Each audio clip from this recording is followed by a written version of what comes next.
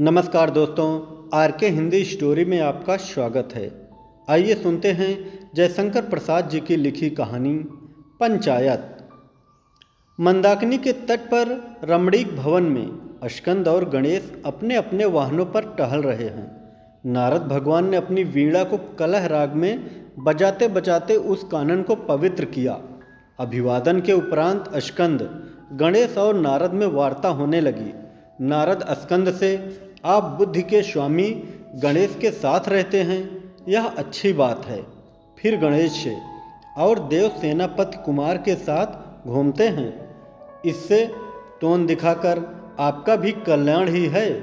गणेश, क्या आप मुझे स्थूल समझकर ऐसा कह रहे हैं? आप नहीं जानते, हमने इसीलिए मूषक वाहन रखा है जिसमें देव समाज में वाहन न होने की निंदा कोई न करे। और नहीं तो बेचारा मूस चलेगा कितना। मैं तो चल फिरकर काम चला लेता हूँ। देखिए, जब जननी ने द्वारपाल का कार्य मुझे सौंप रखा था तब मैंने कितना पराक्रम दिखाया था। प्रथम गणों को अपनी पद मर्यादा हमारे सीटे की चोट से भूल जाना पड़ा। स्कंद, बस रहने दो।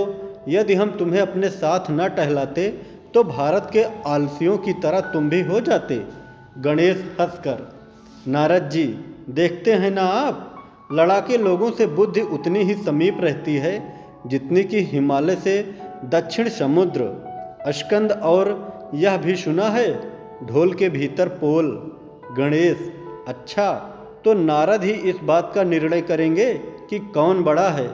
नारद भाई, मैं तो नहीं निर्णय करूँगा, पर आप लोगों के लिए एक पंचायत करवा दूंगा जिसमें आप ही निर्णय हो जाएगा। इतना कहकर नारद जी चलते बने। वट वृक्ष तल सुखासीन शंकर के सामने नारद हाथ जोड़कर खड़े हैं। दयानिधि शंकर ने हंसकर पूछा, क्यों वत्स नारद, आज अपना कुछ नित्य कार्य किया या नहीं? नारद ने विनीत होकर कहा, नाथ, वह कौन कार्य है? जननी ने हंसकर कहा, वही कलह कार्य। नारद, माता, आप भी ऐसा कहेंगी तो? नारद, हो चुके, यह तो लोग समझते ही नहीं कि यह महामाया ही की माया है। बस हमारा नाम कलह प्रिय रखा दिया।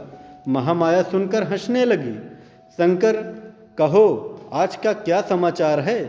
नारद, और क्या, अभी तो आप मुझे कलहकारी समझे हुए हैं। मैं कुछ कहूँगा तो कहेंगे कि बस तुम्ही ने सब किया है। मैं जाता तो झगड़ा छुड़ाने, पर लोग मुझी को कहते हैं। शंकर, नहीं नहीं, तुम निर्भय होकर कहो। नारद, आज कुमार से और गणेश से डंडेबाजी हो चुकी थी।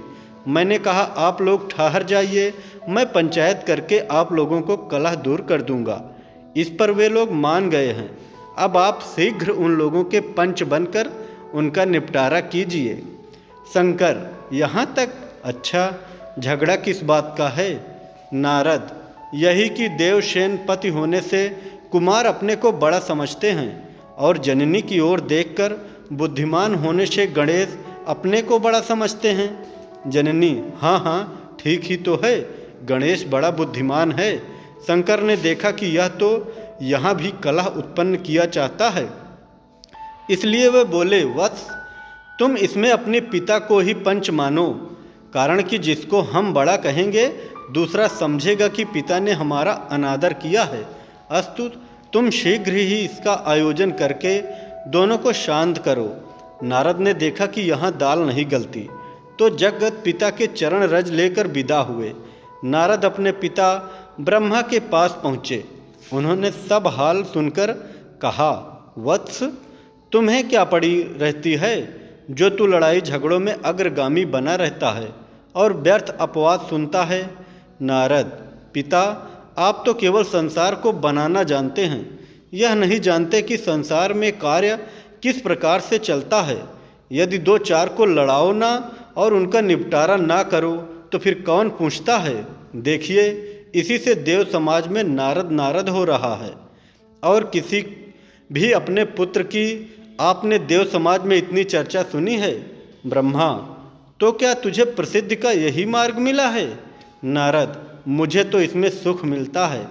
एन केन प्रकारेण प्रसिद्धा पुरुषो भवेत। ब्रह्मा, अब तो शंकर की आज्ञा हुई है, जैसे तैसे इसको करना ही होगा। किंतु हम देखते हैं कि गणेश जी जननी को प्रिय हैं, अतएव यदि उनकी कुछ भी निचाई होगी तो जननी दूसरी बात समझेंगी।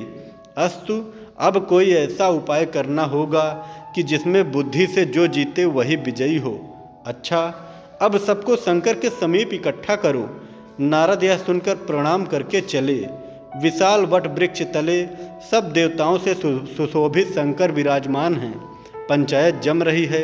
ब्रह्मा जी कुछ सोचकर बोले, गणेश जी और कुमार में इस बात का झगड़ा हुआ है कि कौन बड़ा है। अस्तु, हम यह कहते हैं कि जो इन लोगों में से समग्र विश्व की परिक्रमा करके पहले आवेगा वही बड़ा होगा।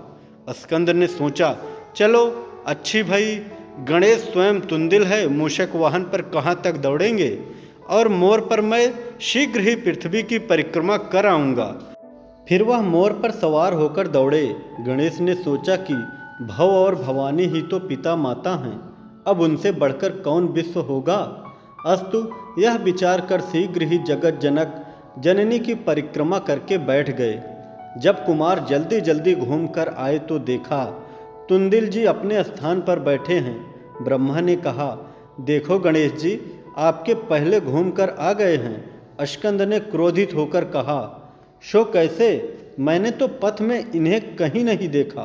ब्रह्मा ने कहा, क्या मार्ग में मूषक का पदचिन्ह आपको कहीं नहीं दिखाई पड़ा। स्कंद ने कहा, हाँ, पदचिन्ह तो देखा था। ब्रह्मा ने कहा, उन्होंने विश्व रूप जगत जननी ही की परिक्रमा कर ली है, तो भी तुम्हारे पहले ही स्कंद लज्जित होकर चुप हो रहे। कहानी कैसी लगी कमेंट में ज़रूर बताएं।